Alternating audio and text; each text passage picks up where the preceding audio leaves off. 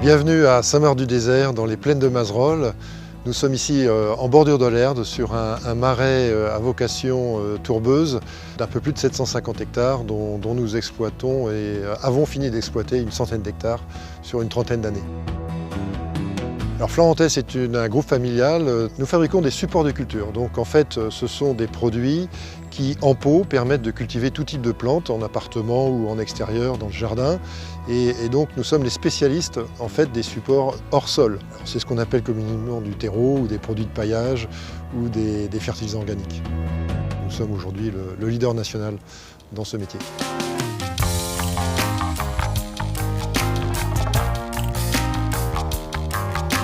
La tourbe n'est pas renouvelable puisqu'elle a à peu près 1500 ans. Il est vrai que 50% aujourd'hui de la biodiversité de notre monde est localisée dans les tourbières dans le monde qui représentent que 3% du territoire. Donc il est fondamental pour moi de préserver ces zones humides. Alors nous avons en fait trouvé des matériaux de substitution issus des déchets de scierie. Donc essentiellement nous fabriquons des fibres de bois à partir de plaquettes de bois de scierie. Et puis nous valorisons aussi les écorces de ces mêmes scieries, donc qui sont aussi des déchets, soit en compost, soit en fibres, et avec là un matériau qui peut remplacer 100% finalement de la tourbe dans tous les terreaux, et ça dans le monde. Le terreau, c'est avant tout question de formulation, de recettes et d'association de différentes matières premières. D'un côté, des matières premières qui retiennent de l'eau, des matières premières qui au contraire vont donner de l'aération, des matières premières qui vont donner de la porosité, et en fonction du besoin de la plante ou du besoin de l'utilisateur, du jardinier, de l'horticulteur, on va associer ces matières premières et puis constituer une gamme complète de produits qui peuvent être extrêmement différentes, allant du terreau de semis jusqu'au terreau pour cultiver des arbres en conteneur.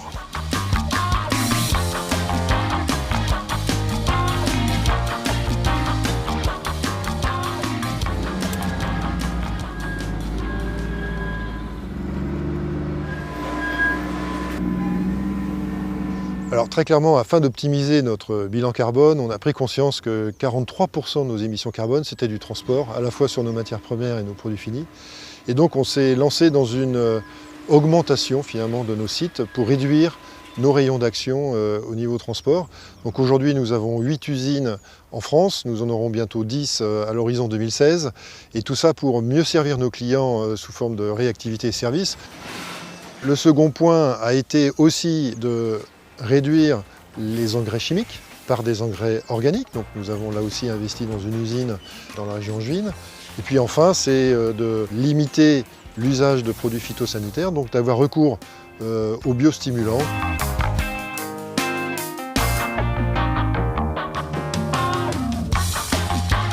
L'innovation vient à la fois des changements de formulation et il vient aussi de la création ou du développement de nouvelles matières premières. Un terreau est composé de tourbe, d'écorce compostée, de fibres de bois, en l'occurrence hortifibres chez Florantes, de terre, d'argile et de matériaux de type sable, perlite. À ceci, on va en général associer des engrais qui vont fournir l'apport d'éléments nutritifs.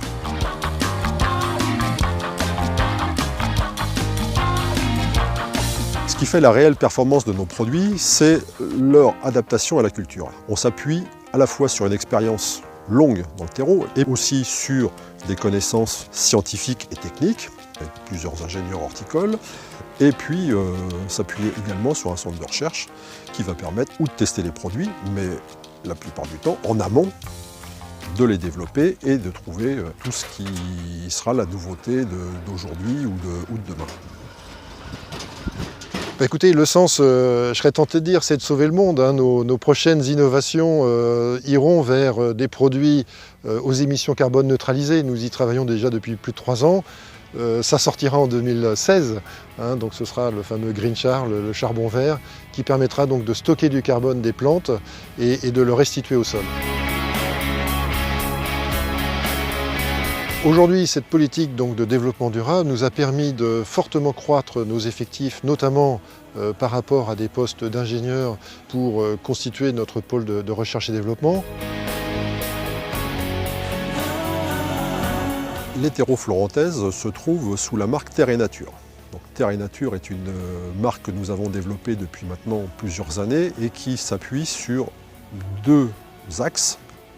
L'utilisation de produits et de matières premières respectueuses de l'environnement, en particulier hortifibres, et une utilisation en agriculture biologique. La marque Terre et Nature est une marque qui comprend à la fois des terreaux et des produits de paillage.